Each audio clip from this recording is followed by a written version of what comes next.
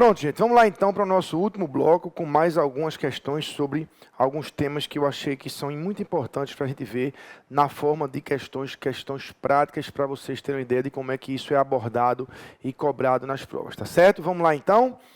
A primeira questão que a gente abre aqui, claro, continuando a numeração, é a questão 31, que vai falar de análise combinatória. Diz assim o texto. Uma determinada secretaria municipal conta com 2 assessores, A1 e A2, e 5 supervisores, S1, S2, S3, S4 e S5. Deseja-se formar uma comissão formada por 4 membros, pelo menos um dos quais deve ser um assessor e os demais supervisores. Ainda, se A1 for membro da comissão, S1 não deve ser. Nessas condições, podem ser formadas quantas comissões? Tá? Bom, primeira coisa que a gente deve observar aqui é que são 4 membros. Não é? E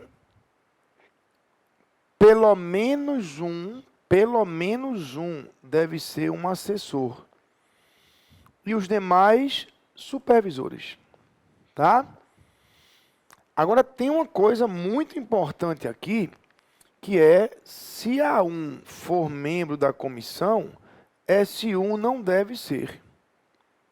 Então, A1 e S1, eles não podem estar juntos na comissão, ok? Bom, e a gente há de considerar isso aí. Mas vamos lá, se a gente tem que ter pelo menos um assessor, eu vou fazer assim, ó, eu vou fazer 3 contagens.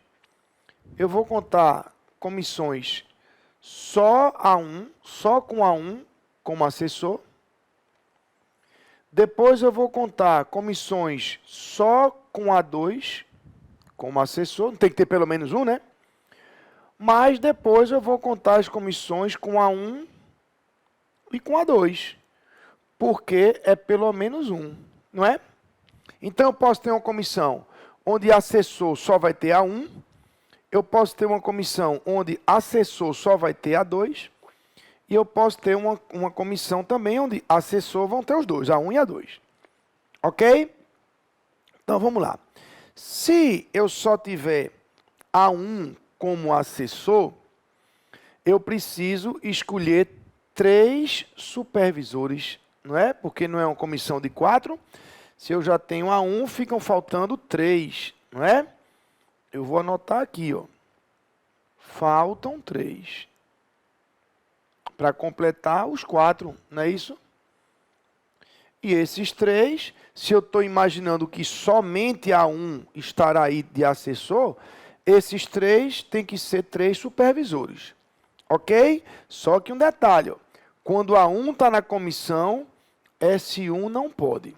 Então, esses 3 que faltam, teriam que vir daqui, ó. S2, S3, S4 ou S5. Então, dos 4, eu teria que escolher 3 para completar a minha comissão. Tá? Então, dos 4, eu escolho 3. Como é a formação de uma comissão, tanto faz escolher S2 e S3, ou S3 e S2, não tem ordem nisso, não é? É uma comissão. Uma comissão não é uma sequência de pessoas, mas é um conjunto de pessoas. Então, eu tenho que fazer aqui a combinação dos 4 supervisores, S2, S3, S4 e S5, 3 a 3. Ou seja, dos 4, eu escolho 3. Ok? Essa conta, se você lembrar, para escolher 3, fazemos 4, 3, 2 sobre 3 fatorial. 3, 2, 1. Tá? O 3 vezes 2 morre aqui, e aí fica 4. Ok? Então, eu teria 4 possibilidades se a comissão tiver de assessor somente A1. Tranquilo? Bom, se a comissão tiver de assessor somente A2, continua faltando 3. É ou não é? Faltando 3. Só que agora a diferença é que S1 pode, não é? S1 não pode quando A1 está na comissão. Se agora eu estou trabalhando com comissões em que de assessor só tem A2, S1 pode. Então, eu teria que combinar dessa vez os 5 supervisores 3 a 3. Ok? Os 5, 3 a 3. E aí fica, se são 3, imagine 3 tracinhos, né? 5 vezes 4 vezes 3, dividido por 3 fatorial. Se por acaso você aprendeu a fazer essa conta com a fórmula, faça, não tem problema, vai dar certo do mesmo jeito. Mas esse 3 mata esse, e 4 por 2 dá 2. 5 vezes 2, isso vai dar 10. Tá? Muito bem. Finalmente, se eu vou levar os 2 assessores para a comissão, portanto, A1 e A2, só faltam 2, né? Porque são 4, né, na comissão. Então, nesse caso aqui, faltam 2. Faltam 2. Ok? E aí, lembre-se, se A1 está na comissão, S1 está fora de novo. Não pode. Então, vamos ter que escolher os 2 que estão faltando daqueles 4. E aí eu combino 4, 2 a 2. Isso dá 4 vezes 3 sobre 2 vezes 1. Tá? E aí 4 por 2 dá 2. 2 vezes 3, 6. Pronto. Todas as comissões estão aí. Agora é só a gente somar, não é? 4 mais 10, 14, com mais 6, isso aqui vai dar um total de 20 comissões. Ok? 20 comissões está aqui na letra C. Beleza? Espero aí que você tenha entendido. E é assim a solução dessa 31, tá? Bom, na questão 32, a gente tem aí uma questão de determinantes. Beleza? Diz assim o enunciado. Considere que K seja um número real e que o determinante da matriz B seja igual a 27. Nesse caso, se A é igual a essa matriz aí, então o determinante da matriz B menos A será igual a o determinante da matriz B menos A. Ok? Vamos lá. Ele disse que o determinante da matriz B, olha aqui, ó, o determinante da matriz B é igual a 27. Então, quando eu igualar esse determinante a 27, eu acho o valor de K. Não é? Aí eu faço a diferença das matrizes B menos A, e aí eu conseguirei calcular o determinante dela. Tá certo? Vamos lá, então. Determinante de B é igual a 3, K e 9. Não é? Tem que dar 27, né? O determinante a gente aprendeu que se calcula aqui, não é? Multiplicando 3 vezes 9, 27, e 3 vezes K, 3K. Tá? E aí a gente faz a diferença, não é? Então, determinante da matriz B vai ficar 27 menos 3K. E isso tem que ser igual a quanto? A 27. Tá? E aí, ó, 27 menos 27 dá 0. Então, 3K fica igual a 0. E K, 0 dividido por menos 3, 0. Portanto, descobrimos o valor de K, como eu falei, não é? Na hora em que a gente igualar esse determinante a 27, daí a gente acha o valor de K. Ok?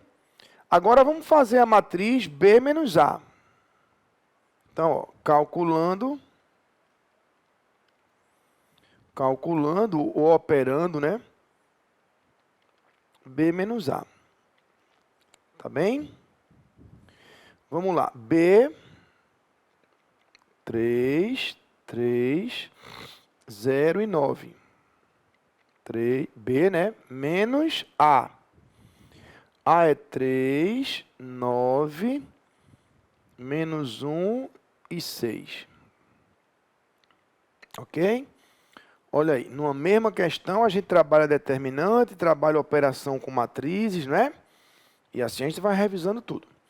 Na subtração, o que é que a gente faz? A gente opera cada termo com o seu correspondente aqui de posição, né? Então, 3 menos 3, 0. Aí agora, 0 menos 1, fica 0 mais 1, não é? Então, 1. 3 menos 9, menos 6. E, finalmente, 9 menos 6, 3. Fechou? Muito bem. Essa é a matriz B menos A. Mas ele quer o determinante dessa matriz. Então, vamos lá. O determinante dessa matriz fica assim. 0, menos 6, 1 e 3. Não é? Matriz 2 por 2, mais uma vez, ó, multiplica aqui. 0 vezes 3, 0. Multiplica aqui. Menos 6 vezes 1, menos 6. Então, a gente faz aí o determinante de A, B menos A. O determinante de B menos A é 0 menos 6. 0 mais 6, portanto, 6. Fechou? Letra D de dado. Ok? Tranquilo? Então tá aí matrizes e determinantes. E quando a gente fala de matrizes e determinantes, logo em seguida a gente já imagina sistemas de equações, não é? Sistemas de equações lineares. Então vamos ver aí a questão número 33, que diz o seguinte: julgue o seguinte item com relação à geometria do plano cartesiano, modelos periódicos e modelos lineares. Bom, só para vocês entenderem, tá? O CESP usa muito esses nomes aí, tal. Geometria do plano cartesiano, XY, né, o plano ortogonais. Modelos periódicos, tá? Ele quer se referir aqui a funções trigonométricas que têm períodos, né, que são ciclos que se repetem. Modelos lineares, funções de primeiro grau, tá? Mas, enfim, ele quer que você julgue o item 33, tá? Que diz o seguinte: considere o seguinte sistema de equações lineares homogêneo. E aí tem 3 equações, e ele usa aqui o termo, veja, ele usa aqui o termo sistema homogêneo, tá? Homogêneo. É quando todos os termos independentes são iguais a 0. Tá vendo? Aí o sistema é dito homogêneo, tá? Então, como é que fica a análise de um sistema homogêneo? Bom, a princípio, um sistema pode ser SPD quando ele tem somente uma solução. Isso acontece quando o determinante da matriz dos coeficientes é diferente de 0, não é? Ou ele pode ser SPI ou SI, que é o sistema possível indeterminado ou sistema impossível. Isso acontece quando o determinante é igual a 0. Só que no caso do sistema homogêneo, não tem como ser impossível. Por quê? Porque um sistema homogêneo, se todas as variáveis assumirem o valor de 0, todas as equações se verificam. Não é? A solução 0, 0, 0, conhecida como solução trivial. O que é que eu quero dizer aqui? Que num sistema homogêneo, ou ele é possível determinado, e aí teria solução única, tá? Ou então ele vai ser indeterminado. E assim sendo, ele teria infinitas soluções. Tá? E isso tudo vai depender do valor de D. Vai depender do valor de D. Se D for diferente de 0, SPD. Se D for igual a 0, SPI. Tá? Tranquilo? Muito bem. Nesse sistema, a gente tem aqui, observe bem, um parâmetro A que não está definido. Obviamente que esse determinante vai depender desse valor de A. E é sobre isso que ele vai querer afirmar alguma coisa. Não é? Então, vamos exatamente fazer o seguinte. Ó. Vamos colocar aqui o determinante D, quem seria? E a gente já vai se posicionar em relação a A. Vamos lá, coeficiente das incógnitas. Aqui, do X, 1, A e 1. De Y, A, 1 e menos 1. E de Z, menos 2, 1 e menos 1. Ok? Aí já é um determinante de terceira ordem. Regra de Sarri, né? Repete a primeira e a segunda. Vamos lembrar aí, ó. Repete a primeira e a segunda coluna, tá? Sempre assim. Se for 3 por 3, repete a primeira e a segunda e faz lá aquele processo. Né? Multiplica aqui. 1 vezes 1 vezes menos 1, menos 1. A vezes 1 vezes 1, A. E menos 2 vezes A vezes menos 1, 2A. Então, aqui deu 3A menos 1. Ok? Muito bem. Agora a gente faz assim, no sentido contrário, né? Multiplicando tudo e acumulando. 1 vezes 1 vezes menos 2, menos 2. Menos 1 vezes 1 vezes 1, menos 1. E menos 1 vezes A, menos A ao quadrado. Então, aqui ficou menos 2 menos 1, menos 3, menos A ao quadrado. Ok? E aí, o determinante é igual a isso menos isso. Então, 3A menos 1 menos 3 menos A ao quadrado. Tá? E aí D fica 3A menos 1 mais 3 mais A ao quadrado. Ou seja, organizando, né? A ao quadrado mais 3A mais 2. Ok? Então, esse é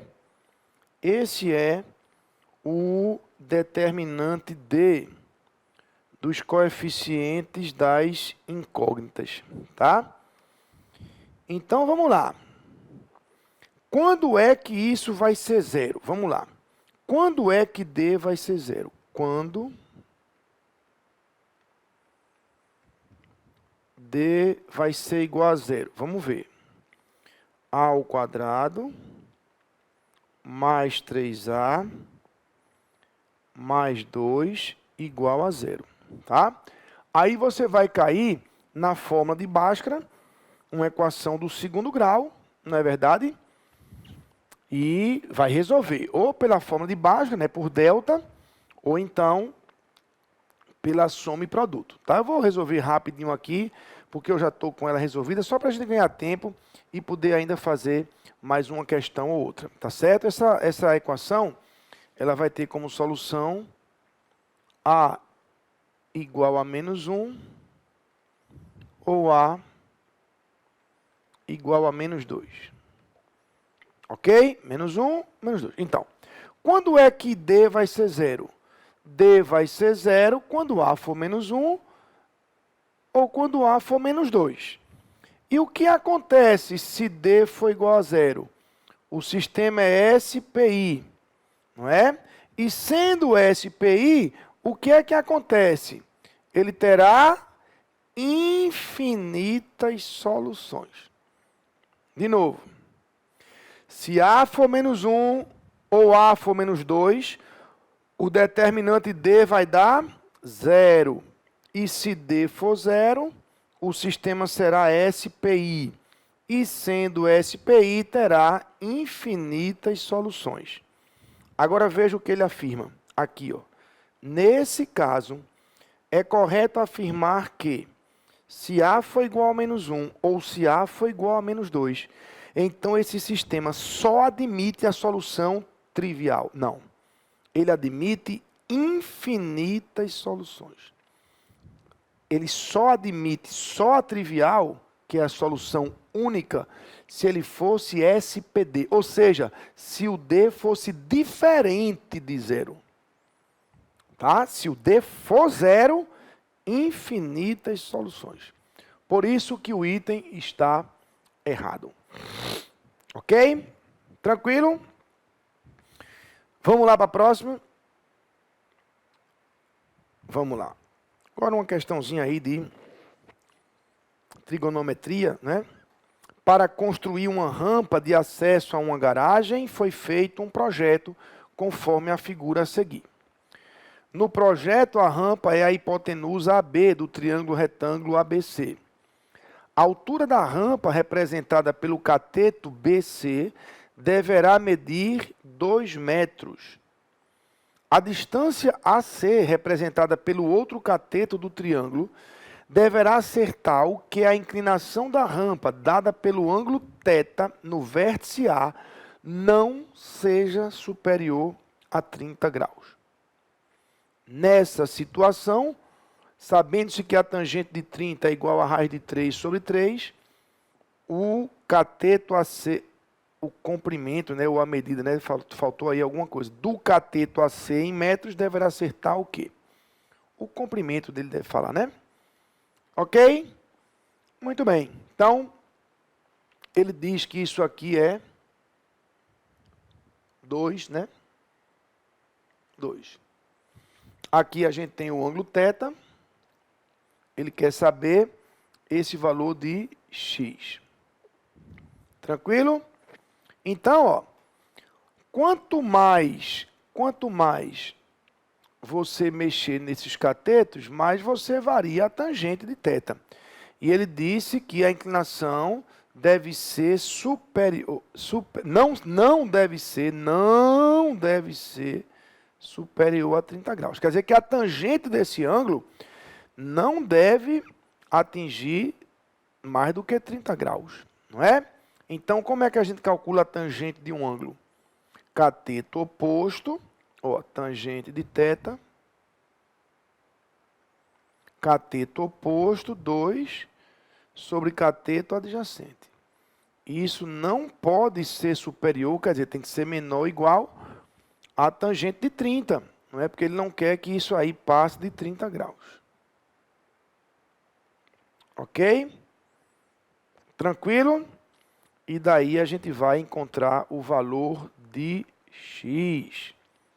Ok? Vamos fazer assim, ó. X vezes raiz de 3, não é? Esse x passa para cá, ó, multiplicando, né? Vamos fazer assim, ó. Para você entender melhor. O x vai multiplicando ali, ó. E esse 3 vem multiplicando o 2. Vai dar 6, né? Entendeu? O x está dividindo aqui, vai multiplicando lá, e o 3 vai multiplicando o 2. Aí fica assim, tá? E aí esse x, ó, vai ficar, a boca vai ficar virada para o x, né? Não fica assim, ó, vê. Não fica assim, ó, o 6 aqui e a raiz de 3 passa para baixo, né? Tranquilo? Bom, se a boca está aberta, né, para o lado do x, deixa eu escrever assim, porque assim a gente está mais acostumado, né? É a mesma coisa, estão entendendo, né? Isso aqui, o que está escrito aqui é a mesma coisa que está escrito aqui à direita. Ok? O x tem que ser maior do que 6 sobre raiz de 3. Aí a gente precisa racionalizar essa fração. Não é? Dividir 6 por raiz de 3, a gente racionaliza, né? A gente multiplica embaixo e em cima pela raiz de 3. Lembra? Racionalizando aqui o denominador. Tá? Então, isso aqui, raiz de 3 vezes raiz de 3, dá 3. E aí, ó, 6 dividido por 3 dá 2. E assim a gente chega aqui, x maior ou igual a 2 raiz de 3. Pronto.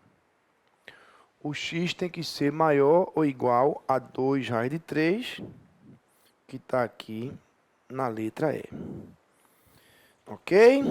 Tranquilo? Muito bem.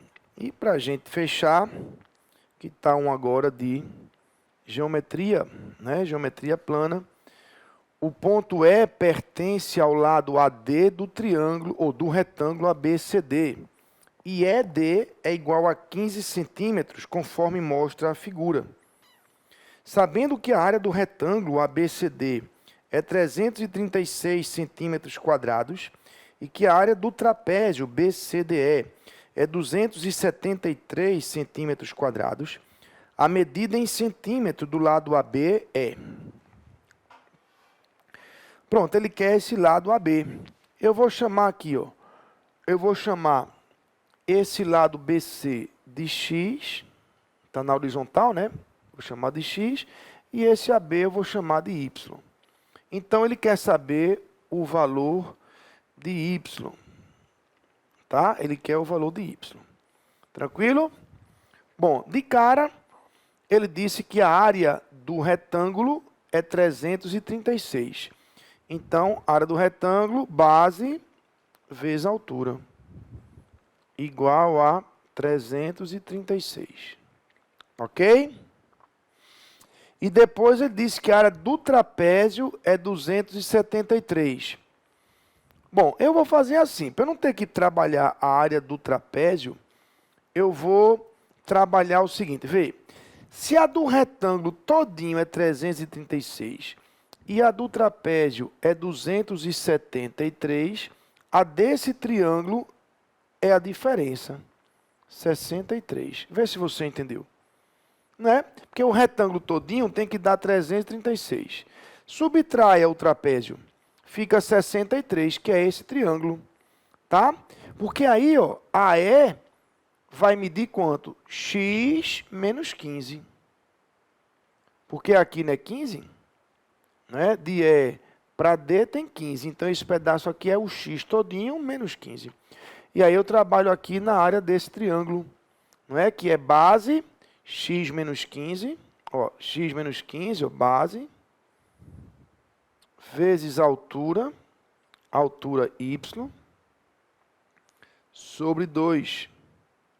Tem que dar 63. Pronto. Entenderam, né? De onde vem 63? A diferença das áreas. Tá? Esse 2 já passa multiplicando para lá, vai ficar 126, e esse y vai chuveirar aqui, ó. Então, vai ter x vezes y, menos 15y, igual a 126. Só que x vezes y vale 336.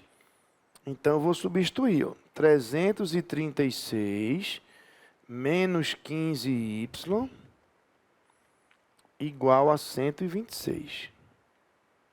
Tá? Se eu passar o 336 para lá, ele vai negativo. Aí vai ficar menos 15y igual a menos 210. E aí, y vai ser menos com menos dá mais. 210 dividido por 15, y dá igual a 14, que está aqui na letra A. Ok? Entenderam? Bom, gente, chegamos ao final, né? 3 aulas aí de questões, varrendo aí todo o conteúdo, todo o programa de básico fiscal. Você viu lá a teoria nas aulas teóricas e aqui 3 aulas de questões, 12 blocos só de questões resolvidas daqueles assuntos. Beleza? A gente se despede aqui das aulas, mas a gente se comunica pelo plantão de dúvidas. Tá certo? Manda lá a sua dúvida, que eu estou aqui para responder. Só queria combinar uma coisa com vocês mais uma vez, tá, gente? Me perdoem eu estar insistindo nisso, não é chatice, nem é reclamação, pelo amor de Deus, tá? É porque, só para a gente agilizar mais. Quando a gente acessa o plantão de dúvidas, a gente muitas vezes não tem acesso aos vídeos, às questões. Eu simplesmente abro o celular no banco.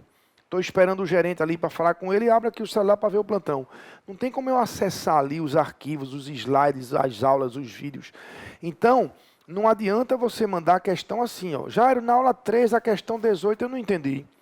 Eu não vou saber qual é a questão, entendeu? Então, vamos combinar assim, ó.